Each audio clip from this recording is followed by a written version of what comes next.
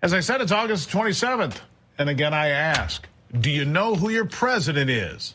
Oh, and by the way, has anyone seen Kamala Harris? She still seems to be missing from any meaningful conversation with any reporter or network or newspaper. As you know, President Trump stopped at Arlington National Cemetery on Monday morning, made a big appearance to show his respect for the 13 military members that died during Joe Biden and Kamala Harris's botched exit from Afghanistan. Trump attended the solemn ceremony with Gold Star families who are still battling grief after their loved ones died needlessly at Abbey Gate in Kabul, Afghanistan, in a terrible event that should never have happened. It should never have happened. In a normal world, the ceremony at Arlington would have been attended by the president or the vice president, possibly both. But Joe Biden, having been exiled by his own party a month ago, is now on another extended vacation, this time in Delaware on the beach. Which is why people like Jake Sullivan and Anthony Blinken are running the country today. Certainly isn't Joe. And Kamala Harris, the one installed to take Joe's place on the ballot, well, she's not appearing in public much either, at least not long enough to answer any questions from reporters. Her team has put her into a self-imposed exile, just to minimize the chance that she would screw up this free political lunch she's gotten. And well, there's very good reason for that. If you don't believe me, you just have to listen to her. Watch this from our vice president. On a different front, Axios this week reported that President Trump, if he gets a second term, will sort of dial back, for lack of a better term, DEI programs that the Biden administration has put in forth. Obviously, I know you disagree with that. I obviously believe that you don't want him to get a second term. That said, if that does happen, what do you think that would do to race relations in this country? Well, let me say we're going to win, so it's not going to happen.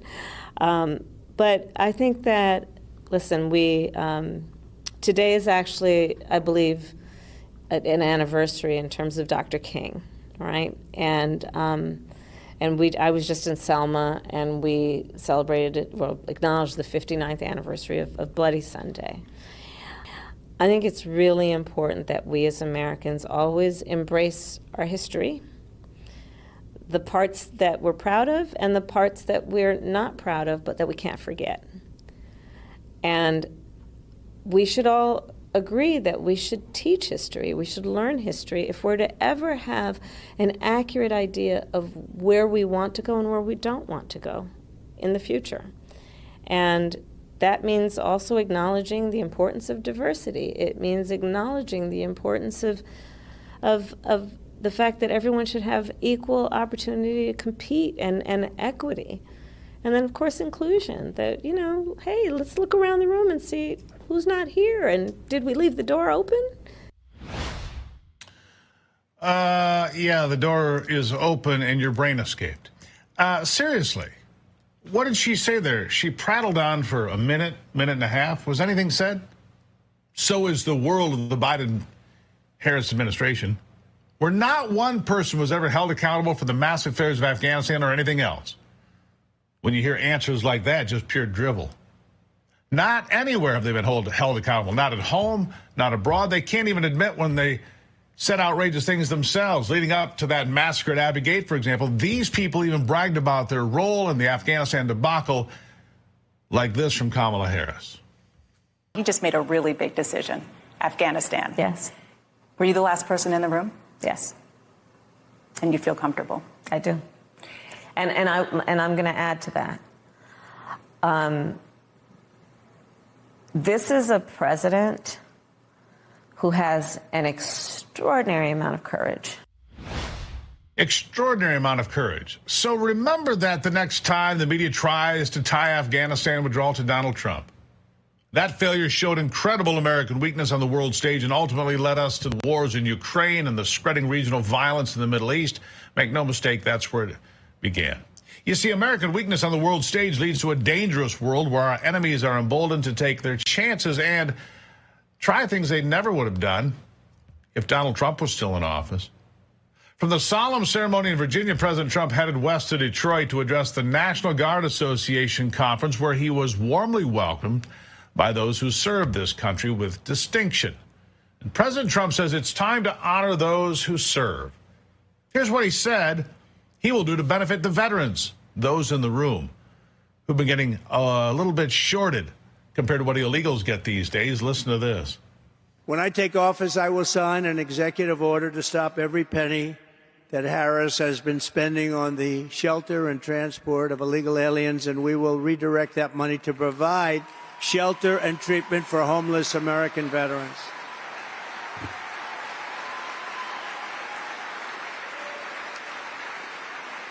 And we will end very rapidly veterans' homelessness in America. We had it down to a level that was the lowest in a long time.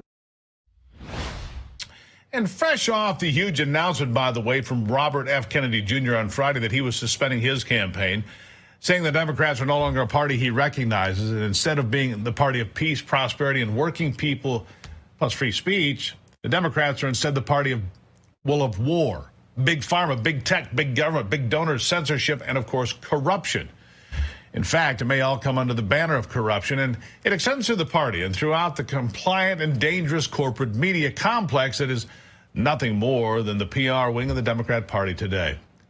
So dishonest are they that they have gone from demanding Kamala Harris be replaced as Joe Biden's running mate to now comparing her to Washington and Lincoln. I mean, it is really pretty hard to stomach. But RFK not alone in rejecting the failing policies of the elites who have taken over the Democrat Party and decided for the second election in a row to hide their candidate out of fear and, well, sheer embarrassment. That they may say something that tears back the curtain, you know, like Joe Biden did during his epic debate failure in June. But RFK not alone, not by any stretch. On Monday, another Democrat, another former Democrat candidate for president joined the Trump team, joined the president on stage in Detroit, Tulsi Gabbard, also rejecting socialism, joining forces with President Trump to take back America. Here she is. We as Americans must stand together to reject this anti-freedom culture of political retaliation and abuse of power. We can't allow our country to be destroyed by politicians who will put their own power ahead of the interests of the American people, our freedom, and our future.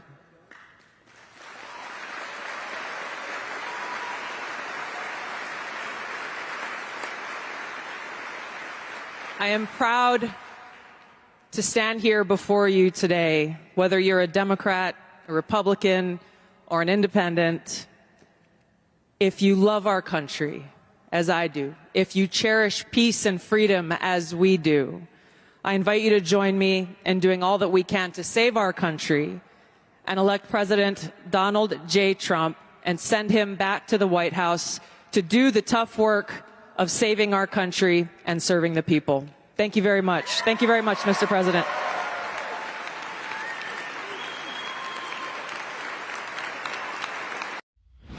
And for Democrats, they say RFK Jr. and Tulsi Gabbard endorsing Trump is silly. It doesn't mean a thing.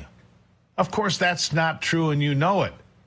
Now, I would agree in a normal year that endorsements not that important, rarely move the needle, but Kennedy was pulling as much as 10% or more in some polls. And with him joining Trump for a unity party, it appears that his exit and endorsement could mean a 1 or 2 point swing for Donald Trump. We'll have to wait and see. I'll be watching Rasmussen and other polls for this trend of an indication. The other major polls have basically gone silent in recent weeks, you might have noticed. There's a reason for that. The numbers are not great for Kamala Harris, no matter what they're trying to sell you on the nightly news. You see, look, when Democrats sit there and tell you, hey, Bobby endorsing Trump means nothing, then, dear Democrats, why did you work so hard? You worked so hard to keep him out of the primaries. You worked so hard to get Bobby Kennedy off the ballots in the important states. You just wanted him gone. If he's no threat at all, why are you saying that? And what they're saying now is pretty obvious. They are lying their asses off. Oh, and Tulsi was not the only big endorsement in Detroit for President Trump. No, another man that remains popular with black voters despite some very serious legal troubles also announced that he is dumping the Democrat Party and supporting Donald Trump for president. This could mean swinging the critical black vote in Detroit. Former Mayor Kwame Kilpatrick endorsing the man who commuted his sentence and got him out of prison in January 2021. And despite all of that, Kilpatrick remains a very popular figure in Detroit, especially with black voters. Another sign that Democrats are, well, they're switching sides. Listen. 6 in the evening on January 12th, my commutation was signed at 8:41 a.m. on January 13th. from one statement, I'm a help you guy. Now Kilpatrick is pitching the Trump-Vance ticket to black voters who traditionally vote Democratic in big numbers. I said, well, it's like this. My house was on fire. My wife and all my children were in it. We couldn't get out. Firefighter kicked in the front door. He ran upstairs. He dragged me at 300 pounds out the door. He grabbed my wife, grabbed her out, and got all my kids out, got us on the front lawn, and the firefighter pulled up his mask, and it was Donald Trump. Kilpatrick says now is the time to fight against a Democratic Party he does not recognize anymore, with Vice President Kamala Harris heading up the ticket. I want Trump in the room when Vladimir Putin shows up. I want Trump in the room if Shay from China walks into the room. I want Trump in the room when Kim Jong-un comes to play.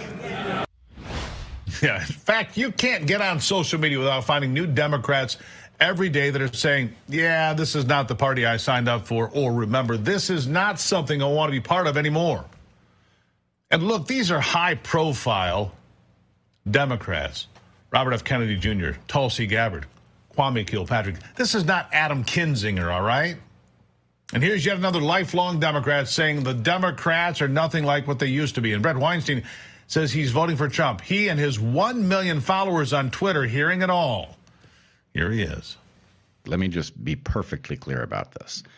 I think the modern Democratic Party is an existential threat to the Republic. And although I am a Democrat, I've been a Democrat my whole life, the party that I see in front of me today is literally the inverse of the party I signed up for. This is now the party of war. This is the party of racism. This is the party of censorship.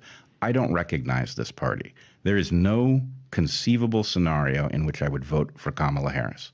I just simply will not do it.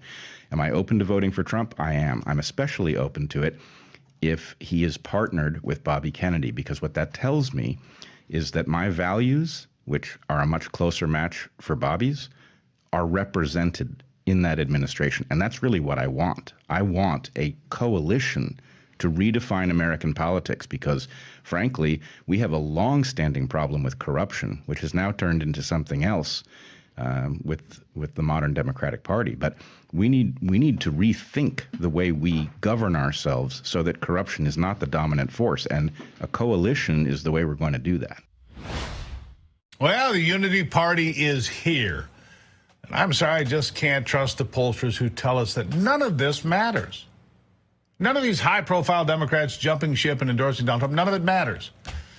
It absolutely does. And Kamala Harris and the globalist elite that would like to have her installed and you just accept it, well, they're in big trouble today, aren't they?